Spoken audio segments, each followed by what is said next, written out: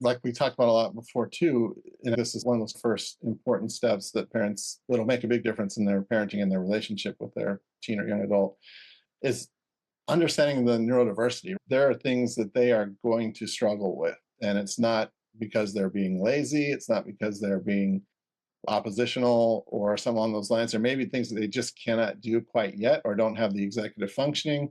And as a parent, you may look at them and say, well, they can do X, Y, and Z. How come they can't clean their room on a consistent basis? Or they're really good at focusing on the things they care about, but they don't help around the house or they don't pick up after themselves. But if you understand that the issues with executive functioning and how it works, or attention deficit or autism spectrum, if you get the understanding of where these behaviors are coming from, then you can approach it in an authentic way. You understand that they have some limitations that may be puzzling and may look contradictory at times and may make you scratch your head, but it's not that willful disobedience or that not caring. They may fully intend on cleaning their room when you ask them to, and they get in there and then they start moving some stuff around. Say, oh, there's that Lego piece I lost. Now I'm gonna go put that back on the thing. And they start playing Legos. And you come in and say, hey, you're supposed to be cleaning your room. Why are you now 2 hours later just playing Legos? And they're like, Right. what? One, the time flew by. They had no idea what was happening. And also their full on intention may have been that, but then they just get distracted from task to task to task. And coming back around to your point is,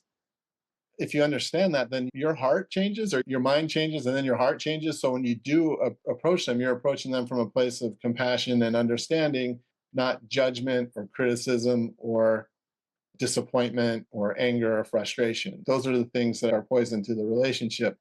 Even Agreed. if they act like they don't care or it doesn't seem to phase them, all of us are definitely, we all feel that. If someone's disappointed in us and we're trying our best and we're puzzled and we can't figure it out ourselves, and then we can't explain why we can't do it, and we get in the situation where that learned helplessness develops, where you feel like no matter what you do, you're going to be in trouble. And whenever you're asked to do something, you're concerned yourself whether you can get it done or not. And then you're probably going to frustrate somebody or your mom or dad's going to be mad. That's why it's so important to understand neurodiversity in general. And then not only that, but then what brand or what version or what flavor of neurodiversity does your particular kid have, and where do they struggle and what are their strengths, and try to capitalize on some of those strengths and whatever their interests are, try to nurture those interests, and at the same time teach them life skills and help them learn to navigate some of the things they need to navigate. And that's a lot of work for a parent. I definitely want to be encouraging, like it can be done. And once you understand the puzzle, it goes together a lot faster. And you're less upset. You're coming from a place of understanding and compassion and assistance rather than criticism, disappointment, and anger. Then Yep. you can work with them to find solutions. If there's something uncomfortable about this dog walking volunteer situation coming up, it's great if you can in advance talk about what that meeting might look like, what the concerns may be. If in this case, if more coaching on what to say in the meeting would be important. I'm not sure if that's more important in this case, but that idea of try to front load and not overdo it, but give them enough information they feel confident going into the meeting and what to expect. And if that means running by the shelter in advance just to see what the landscape looks like, who's going to be there, what the dogs look like, what the kennels look like, or whatever, that kind of stuff can make a big difference.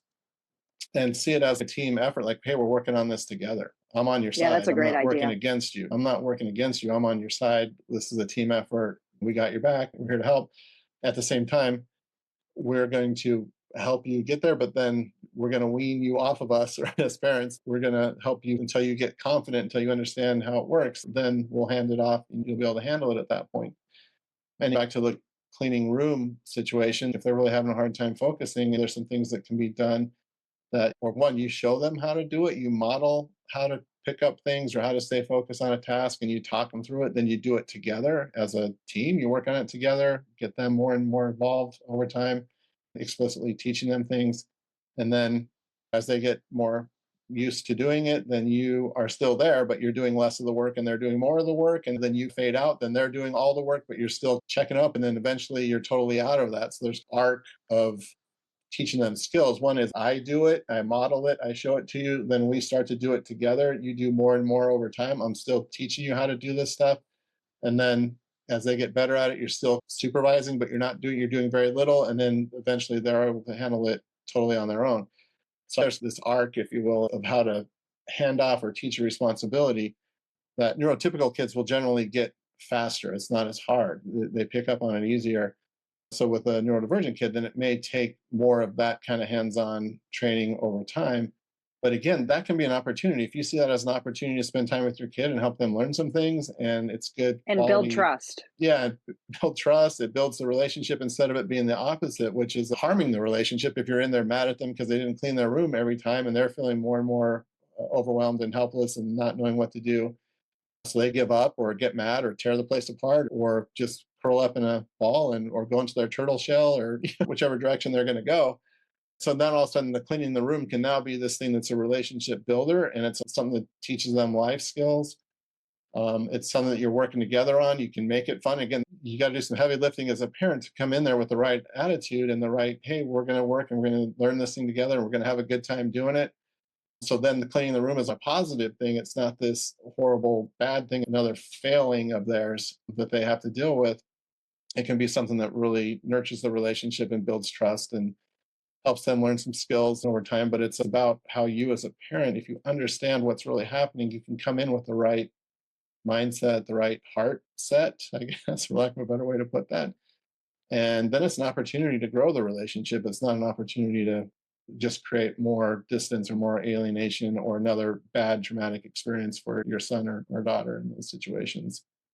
But if you Yeah. don't know that, all you know is to come in with the traditional approach is, okay, well, if the room's not clean, I'm taking your technology away and you're not going to get your technology back till you clean the room. And then they're like, I want to clean my room because I want my technology back, or I even want to make you happy. I'm happy to clean the room but I can't. I try, and then and they can't explain why they can't do it, and then the parents get more upset and more punishing and more consequences, and so you get in this bad cycle. Whereas if you can reverse that and turn that into the opposite thing, hey, we're going to work on this together. I'm going to teach you how. We're going to walk through this until you get it. And then I'm going to hand it off to you. And then you're going to be able to do this. And it's going to be awesome. And you don't have to lose your technology and nobody has to get punished. So, yeah, I really, really like trying to help parents make that shift from it feeling like a battle to how do we work together and actually walk them through the process. And again, it's more of a needing to be walked through the process than with a neurotypical kid, but again, that's more opportunity. If you can come at it with the right mindset or heart set, then you are working together and it's good relationship time or it's time to work on a project together. So, anyways, that's what ran through my mind as we were talking about this and you talking about the trust. And again, that idea, how much do you push? How much do you let them have what they need if they need a little bit more space or a little less pressure for the next day or two or week or two or even a month or whatever? The trick is that you're doing that intentionally. You have a plan that you and your parenting partner are working together and you're trying to stay on the same page with, okay, we're going to intentionally, it looks like I've gone into a little bit of a slump, we want to try to find a few things to do, but if he can't or it just isn't in a headspace to be able to do that, then we're going to go smaller, or we're going to give him a little bit of a reprieve here for a bit, then we're going to pick up again in a week or two, or when we start seeing his mood get better or the sleep gets better or whatever it could be that's impacting this. And again, we could talk about, geez, all the health stuff that goes Yeah. along, right?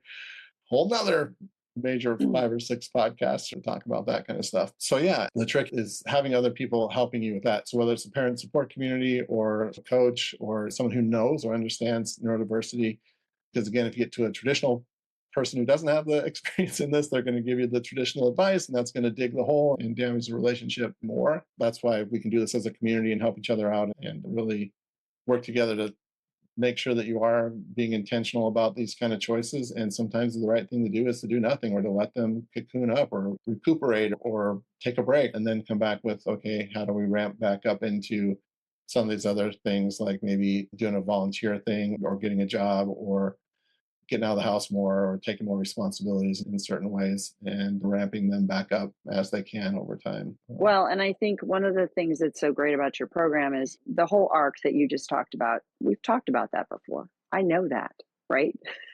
But I forget in my daily life, I'm wandering around. Oh, I don't know what we're going to do. We're stuck again. I need that constant reminder of a parent support community, of the training, of things to go back and look at so I can remember because it's easy to get bogged down in your day to day life. And especially because you're always trying to get stuff done quickly. And one of the things that both my husband and I learned from working with you is it's just going to take more time. Right. It just is. They're on a different trajectory. And there's nothing wrong with that. Where are we going? There's nowhere to Right. go, Yeah. It's like our right? society. We believe there's some rush into this. There's a lot of expectations that we hold out that aren't necessarily necessary, right? They're just cultural expectations or just how other people have done it. And recognizing that, yeah, if your child's neurodiverse, they're going to probably be on a, they're just going to take them longer to incubate or bake in the oven or whatever Yep. the right term is. It's just going to take them a little bit longer, but you can do some things in the meantime to help them over time. But again, that idea how much pressure to put on, how much to expect, and one of the most effective ways to do that is to do that I do, we do, you do arc. And Hmm. but that's like a fading in and a fading out process. It's generally not like an immediate, do it once, one and done, and they're trained and they can do it. It's more like something that you do over time. And that can apply to almost anything you're hoping for them to do. Right. Any kind of Um, opportunity. it's Yeah. challenging. Yeah, if it were easy, parents would figure this out automatically. On their own. But yeah, but it's a challenge. And again, I don't want to discourage anybody, but I mean, if they're feeling discouraged, that totally makes sense. Because even if you're doing everything right, it's still tough in terms of believing that you're on the right path and having that confidence that you're on the right path, because it does take time. Well, So and that's why it's easy to staying kind start of doubting, and yeah, staying then steeped in you the pressure. training and Right. and being in the parent community really helps because you know all this stuff, but then you try to put it in practice and again you forget.